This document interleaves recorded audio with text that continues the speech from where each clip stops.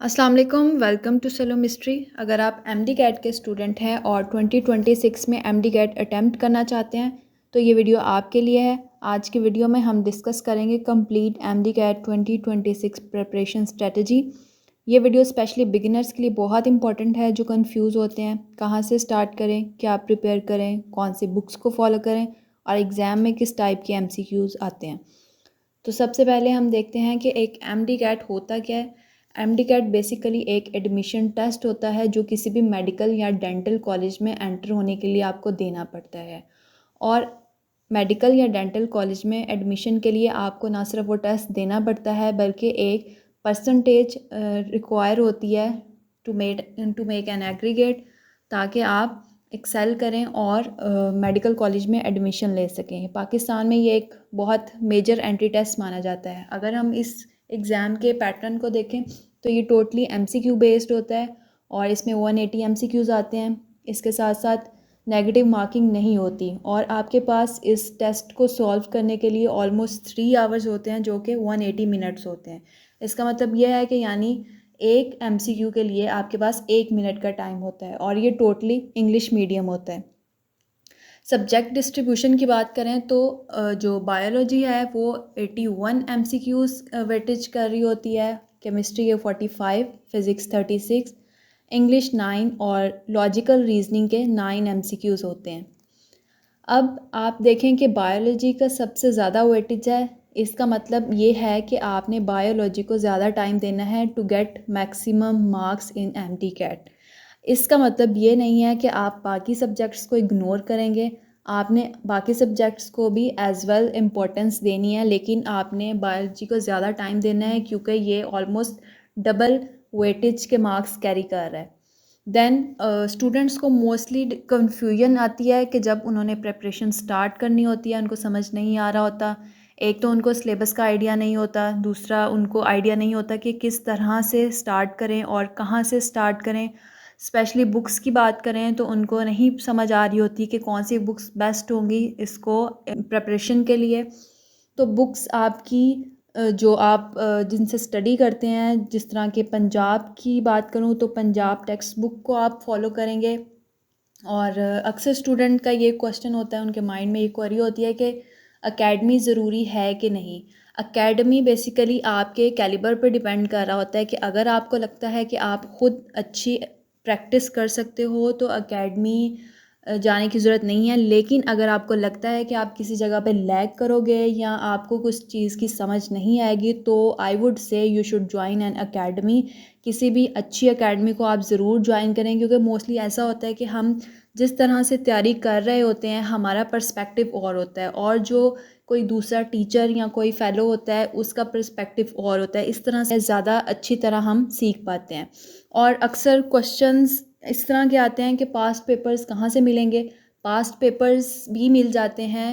I would say कि आप किसी बुक को प्रेफर करें जो कि अक्सर मैड बुक स्टोर पे मिल जाएगी आपको। और किस टाइप के एमसीक्यूज़ आते हैं ये भी हम डिस्कस करेंगे नेक्स्ट। एमडी कैट 2026 के सिलेबस की बात करें, ये आपको मिलेगा पीएमडीसी की वेबसाइट पे। आप इसको नहीं सर्च कर सकते हैं तो I will attach a link with in the caption so you can go and find the syllabus on the website of PMDC. Punjab text book के कॉन्सेप्ट्स को ही आपने फॉलो करना है क्योंकि वही इस टेस्ट के लिए ज़्यादा इम्पोर्टेंट है और मोस्टली टेस्ट जो होता है इसमें से ही आता है। ऑलमोस्ट इसी को प्रेफर करना चाहिए। और जो आपको प्रिपरेशन है वो कॉन्सेप्चुअल प्रिपरेशन रिक्वायर होती है। रट्टा भी चलता है लेकिन ऑलमोस्ट रट्टा नहीं चलता हर जगह पे। कुछ क्वेश्चंस ऐसे होते हैं जो सिंपल बुक लाइंस होते हैं, कुछ प्रैक्टिकल होते हैं, कुछ कॉन्सेप्चुअल होते हैं, उस सबको भी हम डिस्कस करेंगे आगे। अगर बायोलॉजी की बात की जाए तो हाई यील्ड टॉपिक्स इसमें होंगे cell biology, bio energetics, genetics, human physiology, coordination, immunity and evolution. तो इन चैप्टर्स को आपने ज़्यादा टाइम देना है, इनको ज़्यादा अच्छे से प्रिपेयर करना है। नेक्स्ट, अगर हम बुक्स की बात करें, आपने कौन सी बुक्स फॉलो करनी है और किस बुक से आपने तैयारी करनी है, तो जो आपकी बायोलॉजी, केमिस्ट्री या फिज़िक्स की वो बुक जो आपको कॉलेजेस में पढ़ाई गई है या जो आपके पास रेफरेंस बुक है पंजाब टेक्स्ट बुक बोर्ड, आपने उसको फॉलो करना है।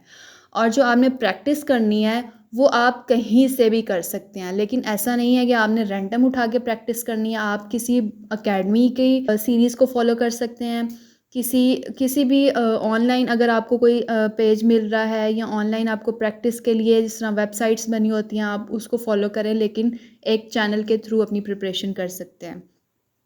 अगर हम एमसीक्यूज़ की टाइप की बात करें जो मेडिकल कॉलेज एडमिशन टेस्ट में आते हैं, तो वो डिफरेंट कैटेगरीज़ में फॉल कर रहे होते हैं। कुछ बहुत सिंपल होते हैं, like easy, medium to hard level based question होते हैं। उनमें कॉन्सेप्चुअल क्वेश्चंस होते हैं, क्योंकि आपने साइंस में मोस्टली कॉन्सेप्ट्स पे फॉलो करना होता है। कुछ स्टेटमेंट बेस्ड होते हैं, और इस तरह के बायोलॉजी या फिज़िक्स में, समटाइम्स केमिस्ट्री में भी डायग्राम बेस्ड क्वेश्चंस आते हैं। किसी एरिया को मार्क किया होगा, आपसे पूछेंगे कि इसका नाम लिखें, इस तरह के क्वेश्चंस आ सकते हैं। इसी तरह एप्लीकेशन एमसीक्यूज़ आ सकते हैं, बायोलॉजी में भी आ सकते हैं, लॉजिकल रीजनिंग में भी आ सकते हैं, इंग्लिश में भी आ सकते हैं, और समटाइम्स जो एक्सपेरिमेंटल क्वेश्चंस हैं वो भी आ सकते हैं आपको। तो आपने उसी के अकॉर्डिंग अपनी प्रिपरेशन करनी है। अगर हम पास्ट पेपर्स की बात करें, तो पास्ट पेपर्स बहुत ही अहम सोर्स है जहाँ से आपको आइडिया होगा कि किस तरह के क्वेश्चंस और आते रहे हैं और आपने किस हिसाब से तैयारी करनी है।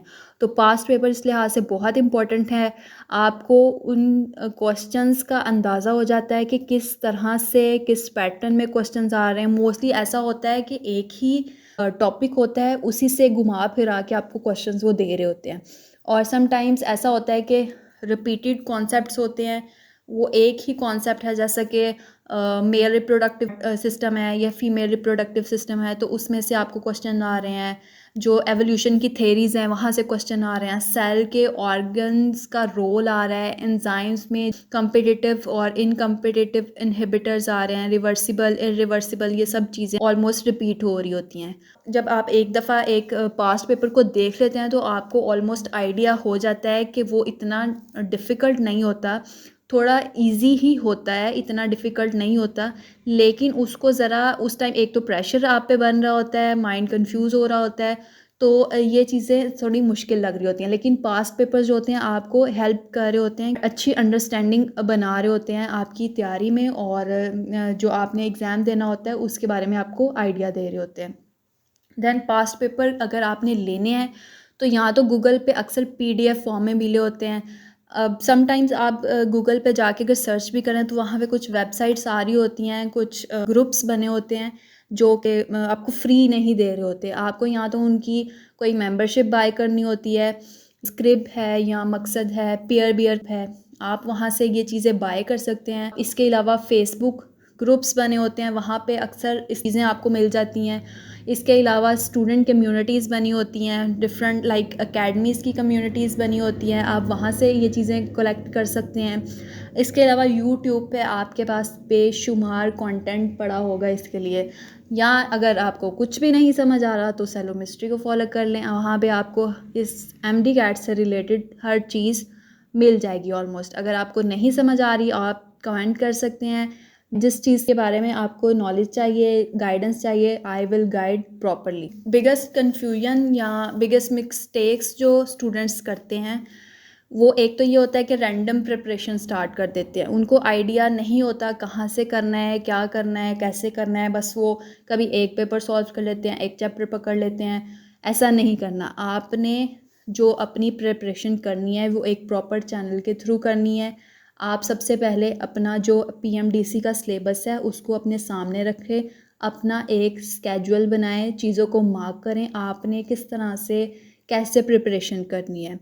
और अक्सर ये स्टूडेंट्स भी गलती करते हैं कि वो एक ही दफ़ा उसको रेडी कर लेते हैं चैप्टर को और दोबारा उसकी रिवीजन नहीं करते। तो revision always make your concept stronger. आपको रिवीजन की हमेशा ज़रूरत होती है। रिवीजन से आपको ना सिर्फ ये पता चलता है कि आपकी तैयारी कितनी है, बल्कि आपको ये भी पता चलता है जो चीज़ें आपको नहीं आ रही, जो चीज़ें मिस हो गई हैं, वो आप रिवीजन में सीखते हो। ठीक है, एक दफ़ा से याद करने में आप कभी भी प्रो नहीं हो जाते। देन कुछ सब्जेक्ट्स स्टूडेंट्स के वीक होते हैं, जैसा कि कुछ को फ़िज़िक्स अच्छा नहीं लगता या फ़िज़िक्स वीक होता है। इंग्लिश भी बहुत इंपॉर्टेंट सब्जेक्ट है, इंग्लिश को भी आपने वैसे ही टाइम देना है, वैसे ही उसकी वकैब और सारे रूल्स सब याद करने हैं जैसे आप बाकी चीज़ों को टाइम दे रहे हैं। देन आपने अगर जिस तरह टॉपिक एक याद कर लिया और अगर आपने उसकी प्रैक्टिस नहीं की तो आपका वो टाइम वेस्ट हो गया। जैसे ही आपने एक टॉपिक प्रिपेयर करना है, आपने फ़ौरन उसकी एमसीक्यू प्रैक्टिस करनी है, ठीक है। अगर एमसीक्यू प्रैक्टिस नहीं करेंगे तो मतलब आपका वो ज़ीरो पे फॉल करेगा topic. MCQs practice, practice always makes a man perfect. तो आपने प्रैक्टिस लाजमी करनी है। जितनी ज़्यादा प्रैक्टिस, जितनी ज़्यादा रिवीजन्स होगी, उतने ज़्यादा मार्क्स अटेन करने के आपके चांसेस होंगे। अब कुछ बच्चे ऐसे हैं वो इस चक्कर में लेट कर देते हैं कि अभी बहुत टाइम पड़ा है, हम कर लेंगे, लेकिन ऐसा नहीं है। एम कैट के लिए जो ड्यूरेशन होता है वो ऑलरेडी बहुत कम होता है। मोस्टली ऐसा होता है कि स्टूडेंट एफएससी के ड्यूरेशन में प्रेपरेशन नहीं करते, वो वेट करते हैं एफएससी एग्ज़ाम्स के बाद तैयारी शुरू करें। ऐसा नहीं करना चाहिए। आपको एक तो पहले से ही प्रेपरेशन करनी चाहिए, लेकिन हाँ, अगर आपके पास टाइम कम है, अब जैसे कि आपके पास ऑलमोस्ट 16 अगस्त को आपका टेस्ट है, उस दिन के लिए आपके पास ऑलमोस्ट 2.5 मंथ्स रह गए हैं, तो आपने उसके अकॉर्डिंग अपनी प्रिपरेशन करनी है। अभी से प्रिपरेशन स्टार्ट कर दें। अगर आप लेज़ी हैं तो इसको बिल्कुल ख़त्म करें अगर आपने एमडी कैट में अपनी सीट सिक्योर करनी है। और स्पेशली एक चीज़ जो बच्चे फॉलो नहीं करते, कोई स्केड्यूल नहीं बनाते। आपने स्केड्यूल बनाना है।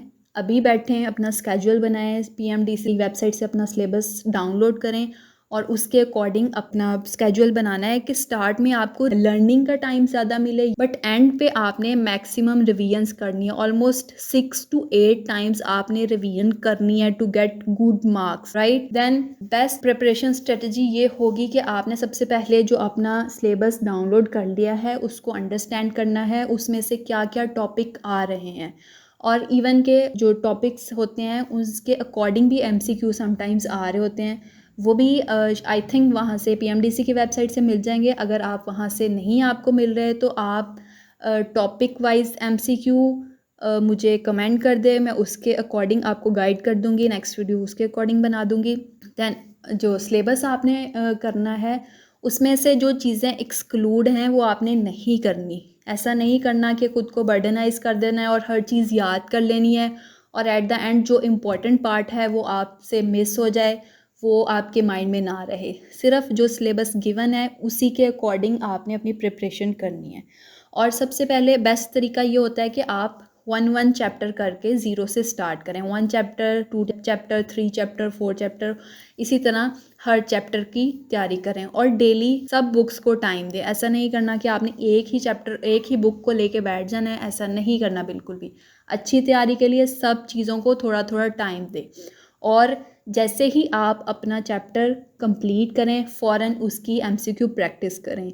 अगर आप नहीं करेंगे तो आप पीछे रह जाएंगे, आप कभी भी इसको फॉरवर्ड नहीं जा सकते, आप पीछे रह जाएंगे। डेली एमसीक्यूज़ अटेम्प्ट करने हैं, आप अपना एक स्केड्यूल बनाएं, टाइम रखें, अपनी लर्निंग का टाइम रखें, प्रैक्टिस का टाइम रखें, अपना प्रॉपर खाने पीने, उठने सोने का, याद करने का, हर चीज़ का स्केड्यूल बनाएं, ठीक है। और उसको आपने फॉलो करना है और वीकली रिवीजन ये करनी है कि आपने जो भी फर्स्ट वीक में अपना प्रिपेयर किया है उसको ऑलमोस्ट वीक के एंड पे एक दफ़ा गो थ्रू करें। बेशक आप दोबारा उसको प्रैक्टिस नहीं कर रहे, लेकिन आपने ओपन करना है अपने टेस्ट को, अपने बुक को, अपना सारा जो डाटा है अपने पास रखें।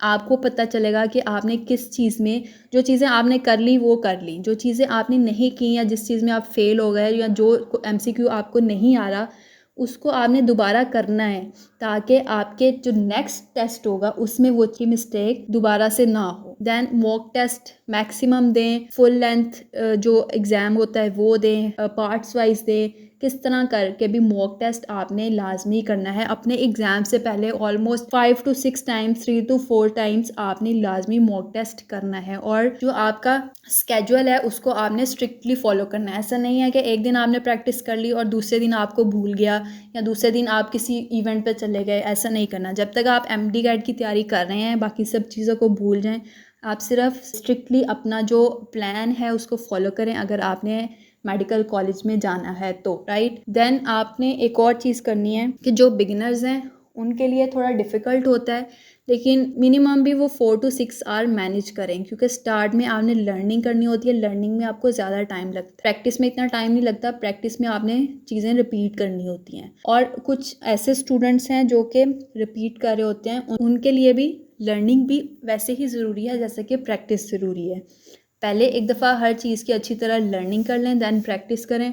और मैक्सिमम आपको 8+ आवर्स देने हैं। अपनी प्रॉपर रूटीन बनानी है, अपनी प्रॉपर स्लीप लेनी है, अपनी डाइट प्रॉपर लेनी है, ताकि आपकी हेल्थ इफ़ेक्ट ना हो, और साथ साथ पढ़ना है। अब एक और चीज़ है, ऐसा भी नहीं है कि आपने हर टाइम पढ़ना है। आप एक टाइम पढ़ो जब आपको अच्छी तरह से समझ आ रही है। जब आपको समझ नहीं आ रही, माइंड में चीज़ें ऊपर नीचे हो रही हैं, मिक्स हो रही हैं, तो थोड़ा गैप लो, वो चीज़ करो जिससे आपका माइंड फ्रेश हो। तो समटाइम्स कुछ लोग थोड़ा म्यूज़िक सुन लेते हैं, उससे उनको फ्रेश फील आ जाती है।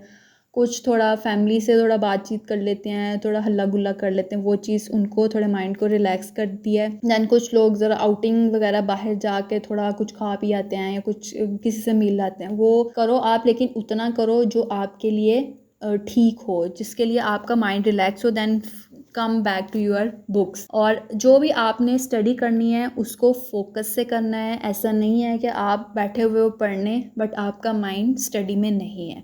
बिल्कुल सेपरेट होके पढ़ें, ताकि इधर उधर की चीज़ें आपको डिस्टर्ब ना करें। आप अपनी रूटीन को प्रॉपरली फॉलो करें, और जो भी आपने करना है वो कंसिस्टेंसी के साथ करें। ये नहीं करना कि एक दिन करना है, दूसरे दिन नहीं करना, फिर आपको याद आ गया भी हमारा तो टेस्ट है, हमने उसकी तैयारी करनी है। ऐसा नहीं करना। प्रॉपरली आपने हर चीज़ मैनेज करनी है। कितना टाइम है? 2.5 मंथ। थोड़ी देर इसको दे के देख लें, देन आप अपना रिज़ल्ट खुद ही देखेंगे। अच्छी तैयारी करेंगे तो ऑब्वियसली अच्छा रिज़ल्ट आएगा। और एक और चीज़, क्वांटिटी भी इस टेस्ट में उसी तरह मैटर कर रही है जिस तरह क्वालिटी। आपने हर चीज़ को प्रॉपर प्रिपेयर करना है। ऐसा नहीं करना कि थोड़ी चीज़ें करनी है और अच्छी तरह कर लेनी है। ये ऐसा एक टेस्ट है जिसमें आपने हर चीज़ करनी है और बहुत अच्छे से करनी है। Then final words from my side ये है कि जो एमडी कैट टेस्ट होता है वो इतना मुश्किल नहीं होता। अक्सर स्टूडेंट ने उसको बहुत हवा बनाया होता है, उनके पेट में दर्द हो रही होती है, स्ट्रेस होता है, तैयारी नहीं हो रही होती। ये इतना डिफ़िकल्ट नहीं है, ना ही ये इम्पॉसिबल टेस्ट है। ठीक है, ये ऑलमोस्ट ईजी है, not that easy but almost easy. अगर आपने अच्छी तैयारी की होगी, वर्ड्स को समझा होगा, टर्म्स को समझा होगा, अच्छी तरह से हर चीज़ को देखा होगा। एक और चीज़, आपने जो भी पढ़ना है उसके प्रॉपर नोट्स बनाएं, ताकि जब आपने दोबारा रिवीजन करनी है आप उन नोट्स को देखें। हमेशा बुक्स की जो प्रॉपर रीडिंग होती है उससे कुछ चीज़ें रह जाती हैं, लेकिन जो नोट्स आपने अपने हाथ से बनाए होते हैं वो चीज़ आपको हमेशा माइंड में रहती है। और एक स्ट्रेटजी, एक प्लान के साथ नोट्स बनाएं, ताकि आप जब रिवीजन करें आपको हर चीज़ का आइडिया हो। और कोई भी ऐसी चीज़, टिडबिट्स या जो भी वो बार्स होती हैं जिसमें रिटन होता है, कुछ भी, कुछ डायग्राम्स होती हैं, वो भी आपने प्रॉपर उसको कवर करना है, उसको स्टडी करना है। किसी भी चीज़ से, कहीं से भी कोई भी एमसीक्यूज आ सकता है, but within the given syllabus. Then the other thing is consistency, smart work and practice. ये आपको हेल्प कर सकती है कि आप कोई भी चीज़ अटेन कर सकते हैं with consistency, smart work and practice. हर चीज़ बहुत ज़रूरी है। ठीक है, this is all from my side. अगर आपने डेली एमसीक्यूज प्रैक्टिस करनी है फॉर बायोलॉजी तो सब्सक्राइब सेलोमिस्ट्री। और एमडी कैट के अलावा अगर आपको कोई भी क्वेरी है तो आप कमेंट बॉक्स में मुझे मेंशन कर सकते हैं। Thank you so much.